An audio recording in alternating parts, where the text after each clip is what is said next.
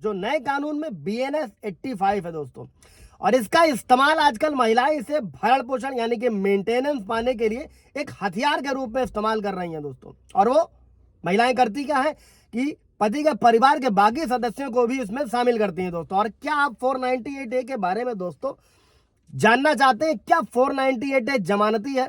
क्या कोई 498A के तहत अपने पूरे परिवार को जिसे निशाना बनाया गया उसे बचा सकता है? क्या भारत में अभी भी दहेज प्रथा प्रचलित है दोस्तों? और कोई व्यक्ति दहेज प्रथा और एलिमनी में डिफरेंस क्या है? और कोई व्यक्ति 498A के तहत झूठे मामलों में खुद को और अपने परिवार को कैसे बचा सकता है? दोस्तों सुप्रीम कोर्ट के 2-3 जजमेंट्स हैं, आज डिस्कस करेंगे। उनसे हम लोग समझते हैं कि आप क्या कर सकते हैं, कैसे कर सकते हैं, कैसे बच सकते हैं दोस्तों।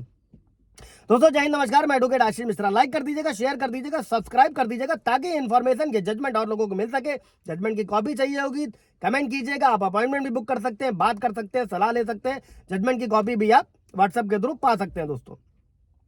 पहला केस उठाते हैं दोस्तों, मिर्जा इकबाल बनाम यूपी राज्य। और ये सुप्रीम कोर्ट का हालिया फैसला है, 3 साल पुराना है, 14 दिसंबर 2021 का दोस्तों। और FIR में क्या था? पत्नी ने न केवल पति पर बल्कि उसके पूरे परिवार पर भी केस दर्ज कराया था दोस्तों। और दूसरे पक्ष ने इसे हाईकोर्ट में चुनौती दी, लेकिन कोई सुनवाई नहीं हुई। और जिसके बाद ये मामला सुप्रीम कोर्ट पहुंचा दोस्तों। और सुप्रीम कोर्ट में पहुंचने के बाद में दोस्तों सुप्रीम कोर्ट ने एक बड़ा सिद्धांत दिया है।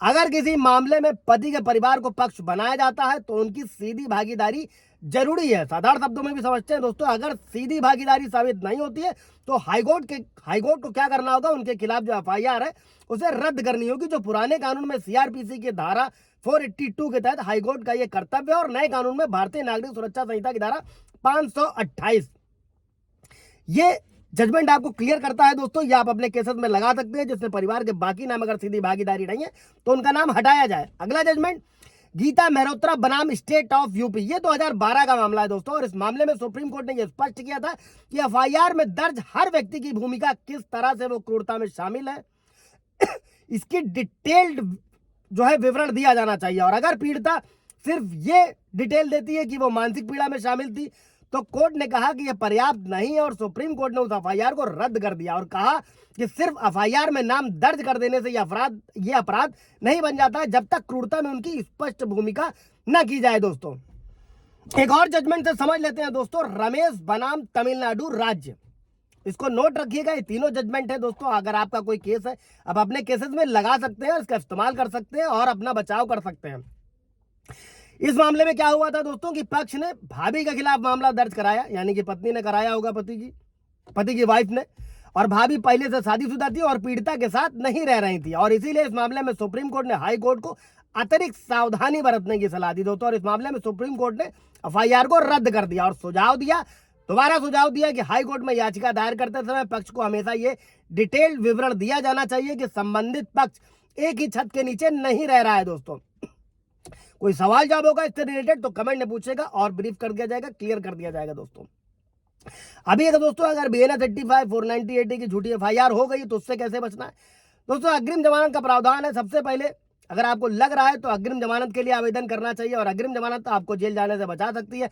आप इसे सेशन कोर्ट से प्राप्त कर सकते हैं। अगर सेशन कोर्ट इनकार करता है तो आप हाई कोर्ट जा सकते हैं। 482 CRPC में इसकी व्यवस्था है। और इस धारा के अनुसार आप ये कहकर FIR को चुनौती दे सकते हैं कि मुझ पर कोई विशेष आरोप नहीं है। और अगर आप हाई कोर्ट मना कर देता है दोस्तों तो इस धारा के तहत FIR को रद्द कर दिया जाएगा। इन सभी समस्याओं से खुद को बचाने के लिए दोस्तों आपको हमेशा पति और उसके परिवार को अलग पार्टी के रूप में रखना चाहिए। अगर वे एक ही छत के नीचे नहीं रहती है तो उनके पते का प्रमाण भी दें। अगर आप इन सभी युक्तियों और कानूनों का पालन करते हैं दोस्तों तो आपका पक्का लाभ मिलने वाला है। और ये बातें आपको अपने परिवार और खुद को झूठी FIR से बचाने में पूरी तरीके से हेल्प करेंगी दोस्तों।